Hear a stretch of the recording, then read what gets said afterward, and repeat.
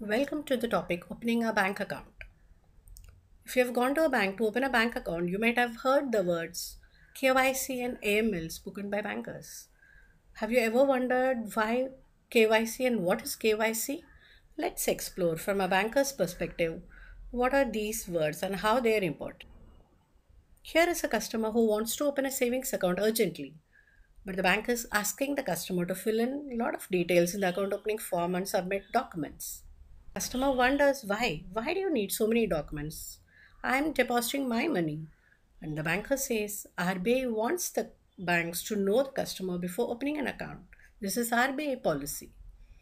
So we would like to know you more. So can you give us more information? What do you do and where do you live?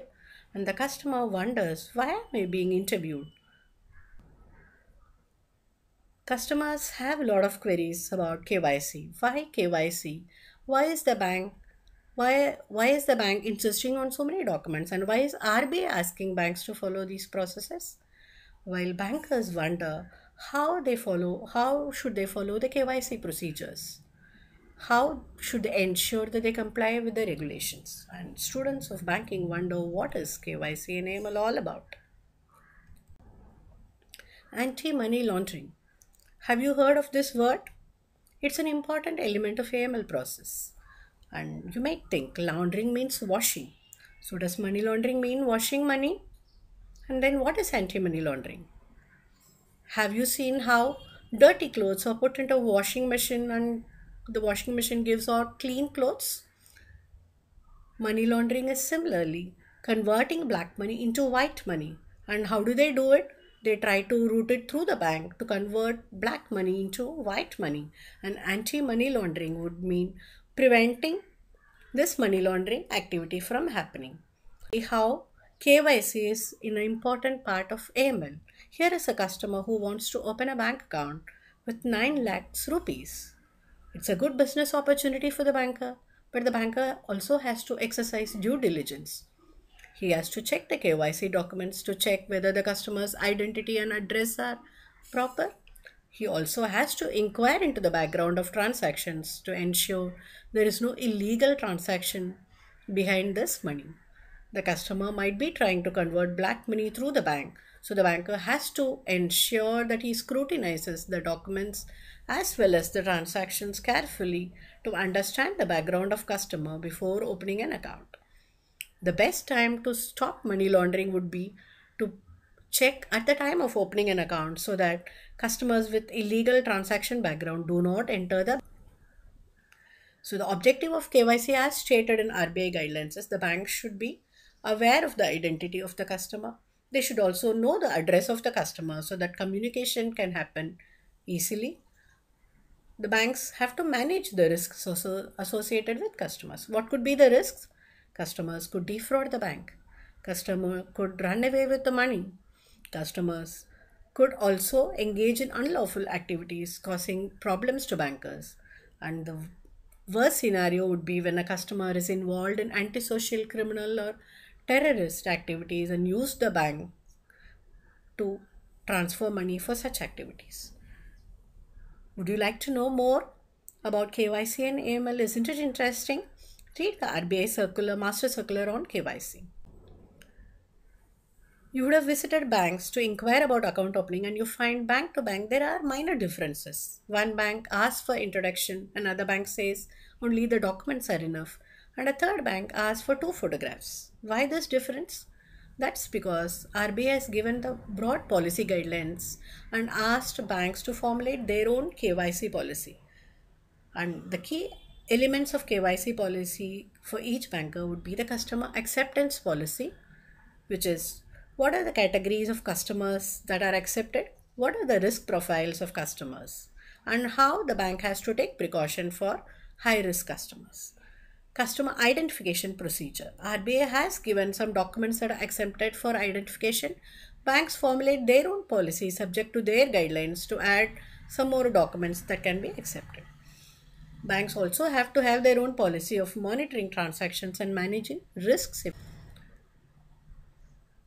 In customer acceptance policy, banks define the risk profiles of customers and specify how they will exercise care for different categories of customers. Here is a teacher who wants to open an account. Is he a high risk or a low risk? And a businessman who has lots of money. And, and the third category could be customers who operate only through agents or who do not come to the bank and do only non face to face transactions. Different customers come under different categories, and the banks vary their risk based on the risk profile. Banks have to exercise due diligence. For a low risk customer, banks will exercise normal care, while for a high risk customer, banks have to scrutinize the transactions and the documents very carefully before opening an account. The customer identification procedure involves checking the documents. The KYC documents required for opening an account would be an identity proof, address proof, PAN card, or in case the customer does not have a PAN card, he can sign a declaration in Form 60 and a photograph. Here also the customer wonders, there are so many documents that have been listed. Which document should I submit? Should I submit all the documents? No. It's to submit only one document for identity proof and one for address proof. While RBI has given a list of documents in the Annexure 1 to the Master Circular, it's not exhaustive, and banks can formulate their own policies to accept documents for identity and address proof. Some of the documents that are accepted are as identity proof: a PAN card, passport, voter's ID card, a driving license. What's common in all these? The photograph of the customer, the name of the customer, and the signature of the customer are present on the identity cards. So the banker can verify the account opening form and match it with the documents to ensure that the documents are in order. And for address proof, banks ask for telephone bill, electricity bill, bank statement, or generally in the last 3 months, so that they can establish the communication address of the customer. Introduction is not mandatory, but banks can take introduction if the KYC documents are not available with the customer, and an existing customer or anyone known to the bank can introduce. And the introducer cannot just say that I know this person. The introducer has to confirm the relationship, whether he's a friend, neighbor, relative, and also the number of months, years of knowing the applicant and the address of the applicant.